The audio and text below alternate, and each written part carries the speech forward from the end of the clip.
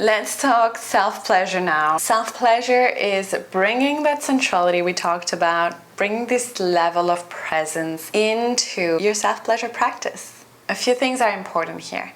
When I talk about self-pleasure, it's very, very different from masturbation. Masturbation is goal-oriented, you're reaching for the orgasm, or you're like, again, it's a very numb experience. It's a very driven, like I want to go to orgasm, I'm gonna make myself calm, and then that's it. What you want to do, being your own lover, practicing this inner union and practicing sensuality, is to actually create a whole experience out of making love to yourself.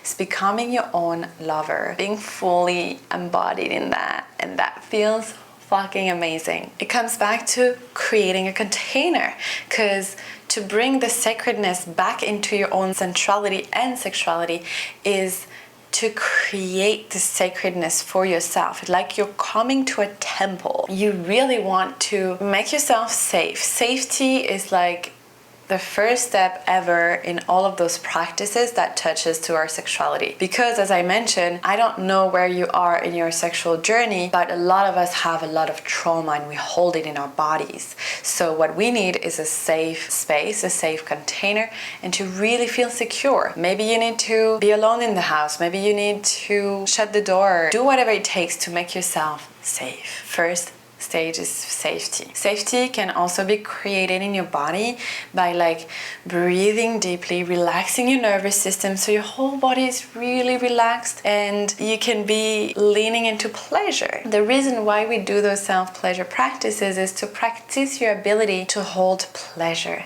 So you have more of what you truly desire, more pleasurable experience. And again, it's connecting with that orgasmic, expansive, beautiful life that you're creating for yourself, that you're now embodying. Because we work with self-pleasure, it's amazing because that's the embodiment part. It's not just thinking our way out of pleasure, it's like actually experiencing it through our nervous system and through our bodies. A lot of time there is a rewire that needs to be done because we're not used to feel comfortable around experiencing a lot of pleasure. Sometimes we have been shamed or guilt for having pleasure. If you see, there is this hustle culture very present of you need to suffer, and then you deserve pleasure. So going back to those steps of self-pleasure is bringing intimacy, bringing devotion, bringing a ceremonial aspect to it. So it will be like lighting some candles, making it like you would love a lover to really like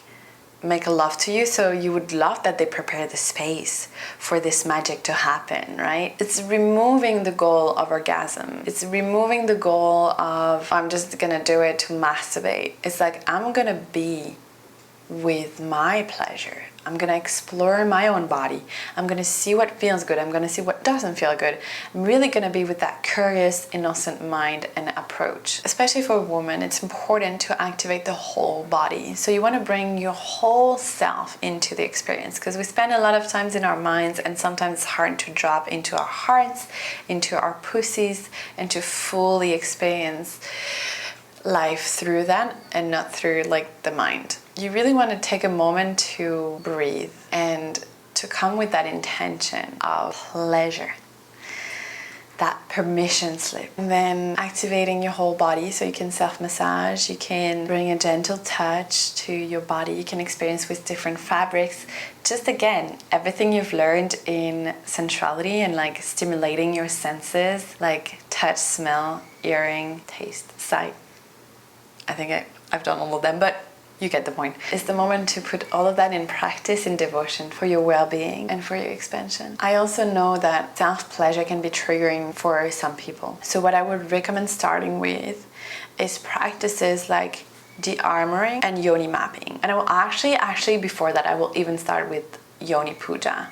Yoni Puja, so Yoni in Sanskrit means everything related to the feminine genitals. So it's your womb, your ovaries, your vulva, your vagina. It's the whole complex, right? And it means a sacred temple in Sanskrit. How fucking epic! That's how we should call it. So let's call it a Yoni. Yoni Puja. Puja in Sanskrit means devotion. It means reverence.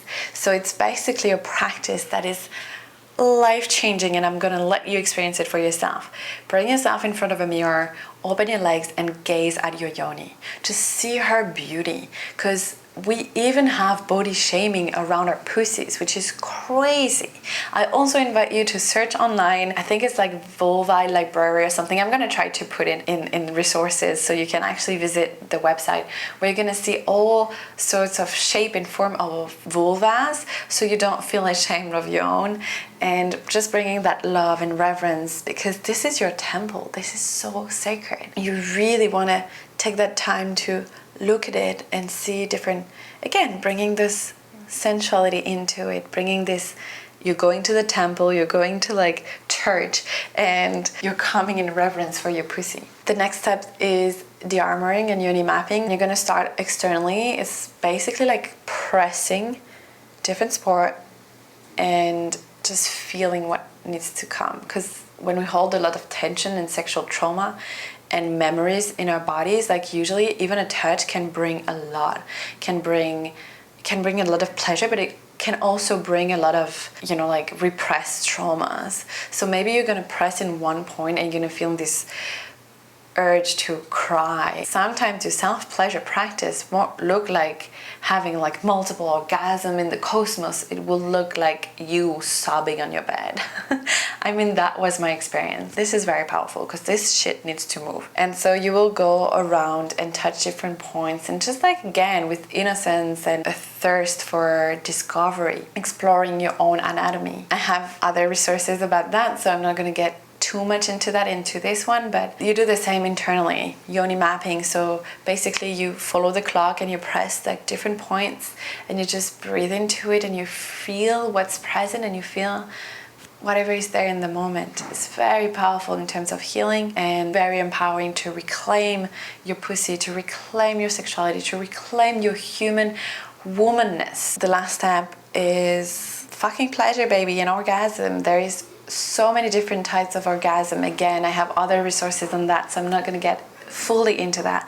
But what we have been conditioned as women most of the time, what I've experienced myself, and you know, being part of this work and talking about that a lot to other people, is what I call the sneezegasm. Again, the self-pleasure that is for the orgasm. So we will like stimulate our clitoris and bring ourselves to a point of tension, and then having all this tension released in the form of orgasm. So it's like a very like, we bring the pleasure up and then we let it, there is a drop in terms of pleasure and orgasmic force. We want to go a little deeper than that, and there's nothing wrong with that, of course, but we want to explore more. We want to be able to hold more pleasure, to hold more money, to hold more mission, to hold more people in our world, to hold more love. Anything that you truly desire, you want to be able to hold it. So doing those practices of self-pleasure are actually super powerful, because you train your nervous system to be able to be more present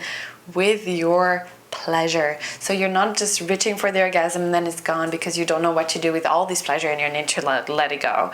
And you're also treating yourself in a different way. You wouldn't like a lover to like just like make you calm and then like disappear and just grab their phone, and because that's sometimes what a lot of us do. We just masturbate very unconsciously and then it's done, and then we jump on the next thing. You want to bring the same like after sex care that you would love a lover to give you. You would also want to explore your sexuality in the way that you would want someone. Like if you like, you know, some kinks, like go and explore that with yourself. Don't wait for someone to give you those experiences. This is the most powerful part, is that you can provide for yourself. You can have the wildest sexuality just by yourself, without any partner.